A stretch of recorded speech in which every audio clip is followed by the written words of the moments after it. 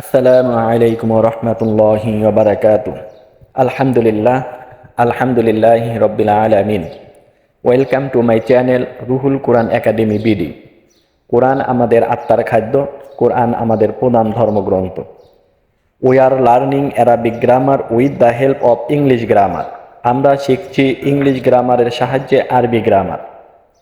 Today we will learn the personal pronoun. আজ আমরা ব্যক্তিগত বা মুক্ত সর্বনাম শিখব। পার্সোনাল প্রোনাউন ব্যক্তিগত বা মুক্ত সর্বনাম। We know the person or subject in English is fix. সম্মানিত দিনী দর্শক, এখানে আমাদের লক্ষণীয় বিষয় হলো আমরা জানি পার্সন তিন প্রকার।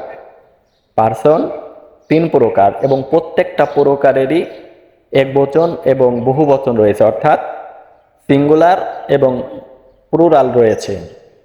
তাই পার্সন আমরা জানলাম কত প্রকার? তিন প্রকার। এখন আমরা সেই বিষয়গুলি আলোচনা করব। আমরা লক্ষ্য করি এখানে বলা হয়েছে পার্সন বা সাবজেক্ট, তারপর এবার নিচে লেখা হয়েছে পার্সোনাল প্রোনাউন ইংলিশ টেবিল। কেন ইংলিশ টেবিল আমরা লিখলাম? কারণ এখানে আমরা ইংলিশ বিষয়গুলো আজকে আমরা আলোচনা করব। পরবর্তী ক্লাসে আমরা কি করব? আরবি ক্লাসগুলি নিয়ে আলোচনা করার চেষ্টা করব। কারণ একবারে যদি আমরা অনেক বড় একটি বিষয় নিয়ে আলোচনা করি তাহলে দেখা যায় যে আমাদের জন্য একটু কষ্টকর হয়ে যাবে। তা পার্সন মানে কি?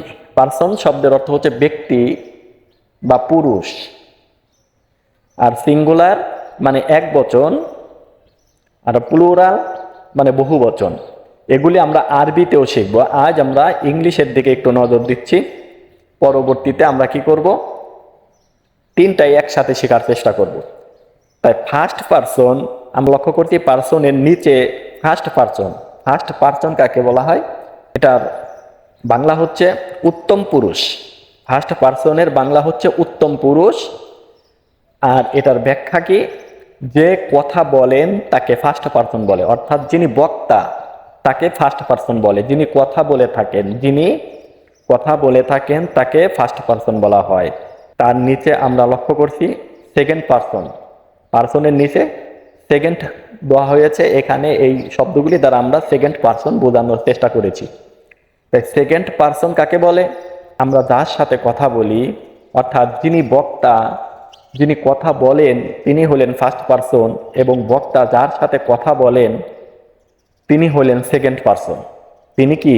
Second person. আরও খোলাসা করে যদি আমরা বলি, যিনি কথা বলেন তিনি ফার্স্ট পারসন, যার সাথে কথা বলা হয় তিনি হলেন সেকেন্ড পারসন। সেকেন্ড পারসনকে বাংলায় কি বলা হয়? মধ্যম পুরুষ বলা হয়। সেকেন্ড পারসনকে বাংলায় কি বলা হয়? মধ্যম পুরুষ বলা হয়। আমরা জানলাম ফার্স্ট পারসন এটা হলো উত্তম পুরুষ, সেকেন্ড পারসন এটা হলো মধ্যম পুরুষ। আর থার্ড পারসন কাকে বলা হয়? থার্ড পারসন শব্দের বাংলা হচ্ছে নাম পুরুষ। থার্ড পারসনের বাংলা কি? নাম পুরুষ। অর্থাৎ ফার্স্ট পারসন এবং সেকেন্ড পারসন এই দুই পারসন যেই ব্যক্তিকে বা যেই বিষয় নিয়ে কথা বলে তাকে বলা হয় থার্ড পারসন। অর্থাৎ ফার্স্ট পারসন আমরা বুঝলাম যিনি কথা বলেন, সেকেন্ড পারসন আমরা বুঝলাম যার সাথে কথা বলা হয় তিনি সেকেন্ড পারসন। থার্ড পারসনকে থার্ড পারসন যার বিষয়ে কথা বলা হয় তিনি হলেন থার্ড পারসন, অর্থাৎ অনুপস্থিত। থার্ড পারসন আরো ক্লিয়ার করে যদি আমরা বলি অনুপস্থিত, যিনি থাকেন যার ব্যাপারে কথা বলা হয় তাকে থার্ড পারসন বলা হয়। তাহলে ফার্স্ট পারসনের আমরা দুইটি কি পাই? বচন আমরা পাই। ইংলিশে দুটি বচন, কিন্তু আরবিতে তিনটি বচন রয়েছে। বাংলায় এক বচন বহু বচন, ইংলিশে সিঙ্গুলার এবং প্লুরাল, আর আরবিতে এটার আবার দ্বিবচন আছে।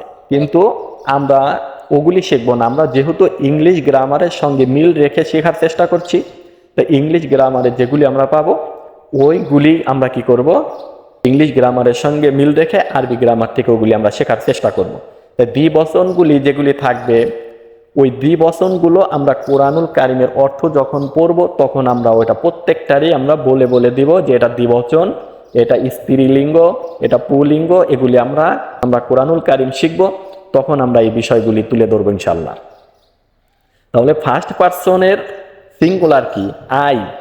আই মানে আমি, এটা সিঙ্গুলার। ফার্স্ট পারসন আমি, এটা সিঙ্গুলার। আর প্লুরাল হলো উই। উই মানে আমরা, উই মানে আমরা। তাহলে ফার্স্ট পারসনের দুটি রূপ আমরা কি পেলাম? আই এবং উই। তাহলে সেকেন্ড পারসনের দিকে আমরা লক্ষ্য করছি সিঙ্গুলার এবং প্লুরালের ঘরে একটাই শব্দ ব্যবহার করা হয়েছে, অর্থাৎ ইউ। এই একটা ইউ শব্দ একবচন এবং বহুবচন উভয় ক্ষেত্রেই এই ইউ শব্দটা ব্যবহার করা হয়। তাহলে আমরা জানলাম ইউ মানে তুমি, ইউ মানে তোমরা। এখানে সিঙ্গুলার এবং প্লুরালের ক্ষেত্রে এই একটা শব্দই দুই জায়গায় ব্যবহার করা হয়।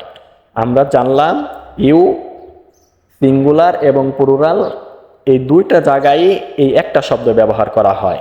এখন থার্ড পারসন, আমরা থার্ড পারসন জানলাম কি?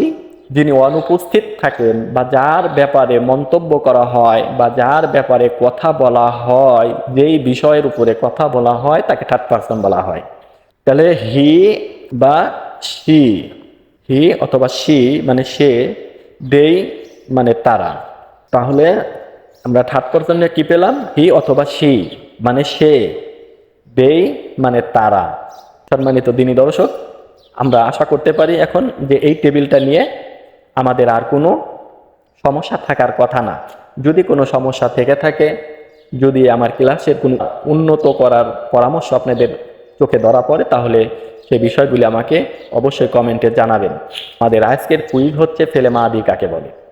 ঝটপট কমেন্টে উত্তর লিখে ফেলুন। সম্মানিত দিনী দর্শক, আপনি কমেন্টে কিছু একটা লিখুন, আলহামদুলিল্লাহ, মাশাআল্লাহ, এগুলি লিখুন, সুবহানাল্লাহ, এগুলি লিখুন। এগুলি লেখার মাধ্যমে আপনার অনেক উপকার, আপনার ফায়দা, আপনি সব পেতে থাকবেন। আর এই লেখাগুলি আমাকে উৎসাহিত করবে। আমি ক্লাসে আমরা যে বিষয় নিয়ে আলোচনা করব সেই বিষয়টা হলো, স্ক্রিনে লক্ষ্য করি, Arabic person or subject 14 but we will learn only 6 because the person or subject in English is 6। যেটা আমরা আজকে খুব সুন্দরভাবে বোঝানোর চেষ্টা করেছি। আমাদের পরবর্তী ক্লাসে থাকবে পার্সন বা subject, personal pronoun, Arabic table. আমরা সেখানে আরবি, বাংলা এবং ইংলিশ গ্রামার একসাথে সেখানে আমরা বোঝার চেষ্টা করব ইনশাআল্লাহ। পরবর্তী ভিডিও দেখার আমন্ত্রণ জানিয়ে আজকের মতো এখানেই শেষ করছি। আসসালামু আলাইকুম ওয়া রাহমাতুল্লাহি ওয়া বারাকাতুহু।